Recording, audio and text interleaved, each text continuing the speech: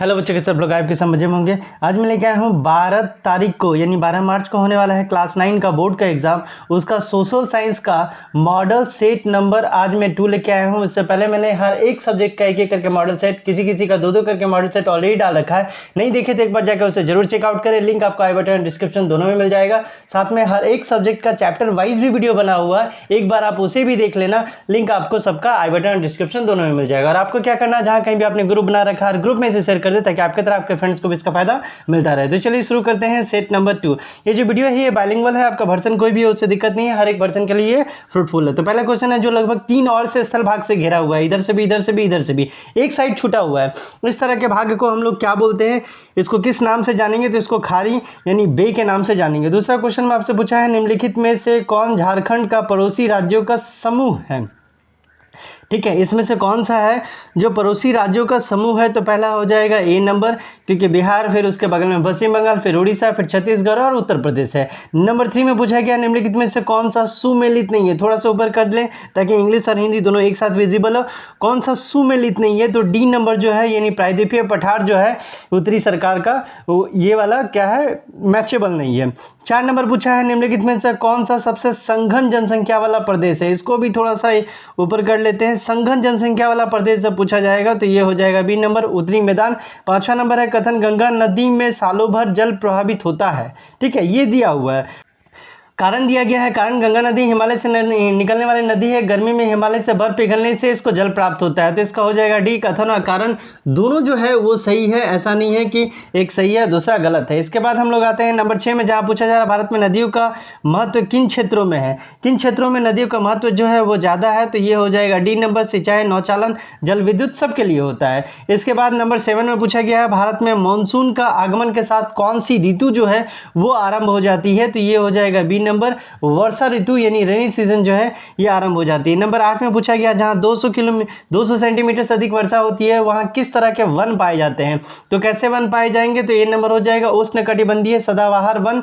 इसके बाद 9 नंबर में पूछा गया है प्रति 1000 पुरुषों पर महिलाओं की संख्या जो है उसको हम लोग क्या कहते हैं, तो इसको हम लोग लिंगा अनुपात यानी सेक्स रेशियो के नाम से हम लोग जानते हैं। इसके बाद हम लोग आते हैं नंबर 10 में, जहां आपसे पूछा जा रहा है निम्नलिखित में से कौन सा जन्म दर का सही अर्थ है, इसमें से कौन सा अर्थ जो है जन्म दर का वो एकदम सही बता रहा है। तो 10 का हो जाएगा 1 नंबर, एक वर्ष में प्रति 1000 व्यक्तियों में जितने जीवित बच्चों का जन्म होता है उसको जन्म वर्ष के नाम से जाना जाता है। 11 नंबर है किसी भी देश का कानून बनाने में सबसे बड़ा अधिकार किसको होता है, तो ये हो जाएगा सी नंबर, संसद को। इसके बाद 12 नंबर आपसे पूछा जा रहा है दक्षिण अफ्रीका में रंग भेद जो है ये कब खत्म हुआ, कब खत्म हुआ, तो ये हो जाएगा बी नंबर, 26 अप्रैल 1994 को। ठीक है, इस दिन और क्या हुआ था ये आप कमेंट में बताएंगे। 13 नंबर पूछा गया लोकतंत्र जनता का, जनता के द्वारा जनता के लिए शासन है, ये जो परिभाषा है ये किनके द्वारा दिया गया था, तो ये अब्राहम लिंकन के द्वारा ये परिभाषा जो है ये दिया गया था। 14 नंबर में पूछा गया संविधान सभा की पहली बैठक कब हुई थी, संविधान सभा की पहली बैठक जो हुई थी वो कब हुई थी, तो 1946 में दिसंबर में। इसके बाद 15 नंबर में आपसे पूछा जा रहा है लोकसभा चुनाव के लिए भारत को कितने निर्वाचन क्षेत्रों में बांटा गया है, कितने निर्वाचन क्षेत्रों में बांटा गया है, तो ये हो जाएगा 543। 16 नंबर है भारत हमारा संविधान हमें कितने मौलिक अधिकार प्रदान करता है, कितने मौलिक अधिकार, तो ये हो जाएगा नंबर 6। इसके बाद आते हैं 17 नंबर में, जहां आपसे पूछा जा रहा है निम्नलिखित में से कौन राजनीतिक कार्यपालिका का हिस्सा होता है, कौन राजनीतिक कार्यपालिका का हिस्सा हो जाता है, तो ये हो जाएगा गृह मंत्री। 18 में आपसे पूछा जा रहा है सरकारी निर्णय से उठने वाले विवादों का निपटारा कौन करता है, तो सर्वोच्च न्यायालय इसके लिए बनाया गया है, जो सरकारी निर्णयों से जितना भी प्रॉब्लम होता है उसका सॉल्यूशन करें। 19 से किसके नेतृत्व वाली पार्टी ने 1971 में लोकसभा चुनाव में गरीबी हटाओ का नारा दिया था, यानी सीधा गरीबी को ही हटा देना था, तो ये था इंदिरा गांधी के द्वारा दिया गया था। इसके बाद आते हैं नंबर 20 में, जहां आपसे पूछा जा रहा है केंद्र सरकार का प्रमुख कौन होता है, केंद्र सरकार का प्रमुख कौन होता है, तो जब केंद्र सरकार के बारे में पूछा जा रहा है और भारत जैसे राज्य का नाम मेंशन है या भारत दिया गया है तब क्या हो जाएगा, तो यहाँ प्रधानमंत्री ही सब कुछ होता है। इसके बाद हम लोग आते हैं नंबर 21 में, जहाँ पूछा जा रहा है एक वर्ष में किसी भूमि पर एक से ज़्यादा फसल पैदा करने की जो विधि है उसको हम लोग क्या कहते हैं, तो ये हो जाएगा बहुविधि फसल प्रणाली, मल्टीपल क्रॉपिंग सिस्टम के नाम से इसको हम लोग जानते हैं। नंबर 22 में निम्नलिखित कथनों में से पालमपुर के संदर्भ में कौन सा कथन जो है वो सही है, तो ये हो जाएगा ये नंबर। यहाँ 450 परिवार में लगभग 1/3 परिवारों के पास खेती के लिए भूमि नहीं है। ठीक, इसके बाद हम लोग आते हैं नंबर 23 में, जहां पूछा जा रहा है जापान जैसे देश ने अपने देश के विकास के लिए किस चीज़ पर निवेश किया था, तो जापान किस पे निवेश किया था, सबसे ज़्यादा शिक्षा पर निवेश किया था।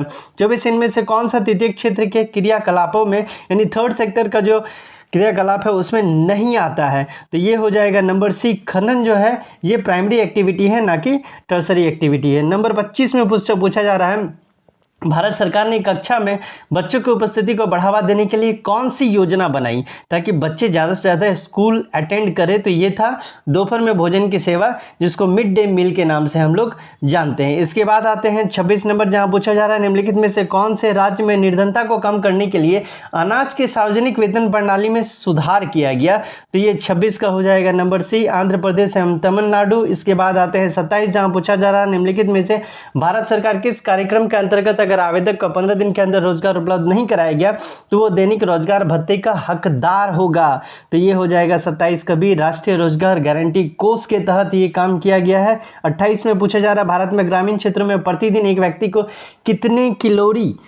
कैलोरी की आवश्यकता स्वीकृत की गई है, यानी कितना कैलोरी लगभग चाहिए, तो ग्रामीण क्षेत्रों में 2400 चाहिए, शहरी क्षेत्रों में कितना चाहिए ये आप कमेंट में बताएंगे। 29 नंबर में पूछा गया है किसके माध्यम से सरकार द्वारा अधिप्राप्त अनाज, गेहूं और चावल का भंडार बफर स्टॉक जो है वो बनाया जाता है, तो ये हो जाएगा बी नंबर, भारतीय खाद्य निगम यानी फूड कॉर्पोरेशन ऑफ इंडिया इसका दायित्व लेता है। नंबर 30 में पूछा जा रहा है सरकार द्वारा समाज के गरीब वर्गों को बाजार में कम कीमत पर अनाज का वितरण किया जाता है, इस कीमत को हम लोग क्या कहते हैं, तो इसको हम लोग निर्गम कीमत यानी इशू प्राइस के नाम से जानते हैं। इसके बाद 31 नंबर में द स्पिरिट ऑफ लॉस नामक रचना जो है उसके रचनाकार जो है वो कौन है, तो इसके रचनाकार हो जाएंगे मॉन्टेस्क्यू। इसके बाद हम लोग आते हैं 32, जहां आपसे पूछा जा रहा है फ्रांसीसी क्रांति के समय फ्रांस पे किसका शासन था, तो लुइस, यहाँ पर मैं दिया हुआ है लुइस 17 का, देखिए लुइस 12 का दिया हुआ, फ्रांसीसी क्रांति के समय दिया गया, तो ये आंसर गलत हो जाएगा, आपका सही आंसर हो जाएगा लुइस 16 का। इसके बाद हम लोग आते हैं 33 नंबर, जहां पूछा जा रहा है नवंबर के अपराधी कौन थे, नवंबर के अपराधी आपसे पूछा जा रहा है, तो नवंबर का अपराधी वाइमर गणराज्य के समर्थक हो जाएंगे। 34 नंबर में पूछा जा रहा है किसी समुदाय को दूसरे समुदाय से अलग रखना इसको क्या कहते हैं, तो इसको हम लोग घेटों के नाम से जानेंगे। इसके बाद 35 नंबर में पूछा जा रहा है भारत का प्रमुख वन महानिदेशक जो है वो कौन थे, तो ये हो जाएगा ब्रेंडिस। इसके बाद आते हैं नंबर 36, जहाँ पूछा जा रहा है झूम खेती को किस अन्य नाम से जानते हैं, तो ये हो जाएगा घुमंतू खेती के नाम से जानते हैं। इसके बाद 37 नंबर में भारतीय वन सेवा की स्थापना जो है वो कब की गई थी, तो ये हो जाएगा आपका नंबर बी 1864 में। 37 नंबर में आपसे पूछा जा रहा है फ्रांस की क्रांति कब हुई ये बताना है, तो ये हो जाएगा 38 में पूछा जा रहा है फ्रांस की क्रांति कब हुई, तो ये हो जाएगा 1789 को, कितना तारीख को ये आपको डेट भी मेंशन करना है। 39 में है औपनिवेशिक सरकार ने अपराधी जनजाति अधिनियम जो है वो कब लागू किया था, तो ये हो जाएगा 1871 में। और इसके बाद आते हैं आखिरी क्वेश्चन 40 वाला, जिसमें पूछा जा रहा है रूस की क्रांति जो है वो कब हुई थी, तो रूस की क्रांति जो है वो 1917 में हुई थी। इसका आप इंग्लिश वर्जन भी देख लें तो 1917 में हुई थी। तो ये था आपका सोशल साइंस का सेट नंबर 2। आपको क्या करना है, जहाँ कहीं भी अपने ग्रुप ना रखा हर ग्रुप में इसे शेयर कर दे ताकि आपके तरह आपके फ्रेंड्स को भी इसका फायदा मिलता रहे। चलिए मिलता है अगले वीडियो में, तब तक के लिए bye bye, take care and best of luck for your exam.